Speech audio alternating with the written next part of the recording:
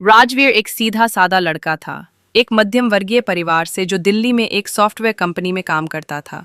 उसका सपना था कि वह अपने माँ पापा को एक अच्छा जीवन दे और एक सच्चा समझदार जीवन साथी पाए। पढ़ाई में तेज, व्यवहार में सरल और दिल से बहुत भावुक था। एक दिन ऑफिस के रास्ते में उसकी नज़र एक लड़की पर पड़ी। नीला कुर्ता, खुले बाल, किताबों से भरा बैग और आंखों में एक अजीब सी चमक। वो लड़की थी श्रुति। श्रुति एक नए कॉलेज में एमबीए कर रही थी और राजवीर की कंपनी में इंटर्नशिप के लिए आई थी। धीरे धीरे दोनों में बातें शुरू हुईं। ऑफिस के लंच ब्रेक में साथ बैठना, कॉफ़ी पीना, वीकेंड पर मूवी जाना। राजवीर को लगने लगा कि यही लड़की है जो उसके अधूरे जीवन को पूरा करेगी। श्रुति भी राजवीर की सादगी से प्रभावित दिखती थी। वो मुस्कुराकर कहती, तुम बहुत अलग हो राज, आज के लड़कों जैसे नहीं हो। राजवीर के दिल में एक सच्चा सपना पनने लगा, उसका और श्रुति का भविष्य। लेकिन उसे नहीं पता था कि जो वो देख रहा है वो एक मायाजाल था। एक दिन राजवीर ने श्रुति को एक कैफे में किसी और लड़के के साथ देखा। पहले तो उसे लगा कि कोई दोस्त होगा, पर जब उसने उन्हें गले लगते हुए देखा और फिर श्रुति को कहते सुना, वो राज सिर्फ एक एटीएम है, उससे जो चाहिए लेती हूँ, राज का दिल टूट गया। कई रातों तक वो सो नहीं सका। आंखों में आंसू, दिल में गुस्सा और दिमाग में सवाल, मैंने क्या गलती की थी। उसे समझ में नहीं आ रहा था कि जिस प्यार को उसने पूजा वो इतना नकली कैसे हो सकता है। पर उसकी माँ ने एक दिन उसके आंसुओं को पोंछते हुए कहा, बेटा, प्यार में अगर ईमानदारी एक तरफा हो तो वो प्यार नहीं, मोह होता है, और मोह टूटने के बाद ही सच्चा इंसान बनता है। राजवीर ने खुद को पूरी तरह बदलने का निर्णय लिया। उसने श्रुति को पूरी तरह से अपनी ज़िंदगी से निकाल फेंका।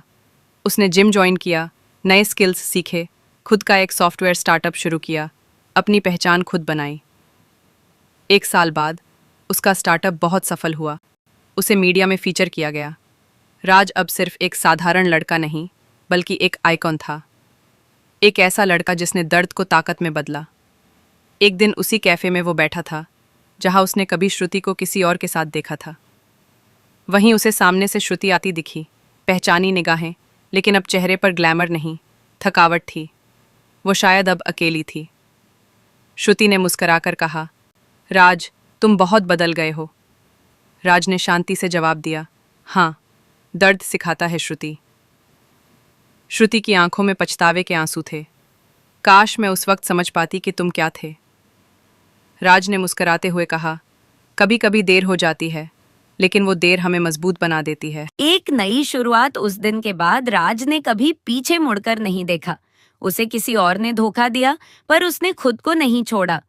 कुछ महीनों बाद उसकी मुलाकात नेहा नाम की लड़की से हुई, साधारण, ईमानदार और महत्वाकांक्षी।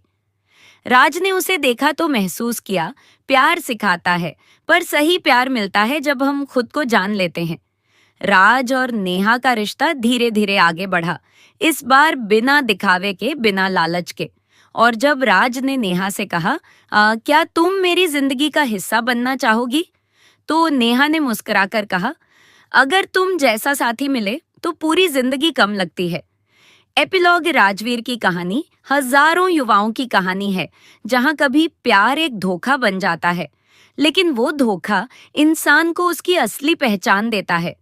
श्रुति की तरह बहुत लोग होते हैं जो प्यार की जगह स्वार्थ से रिश्ता बनाते हैं, पर राज की तरह जो लोग खुद को टूटकर भी जोड़ लेते हैं, वो ही आगे चलकर मिसाल बनते हैं। सीख: प्यार में आंख बंद नहीं करनी चाहिए, दिल के साथ दिमाग का होना जरूरी है। खुद से प्यार करना सबसे जरूरी है। दर्द को ताकत में बदलना ही असली जीत है।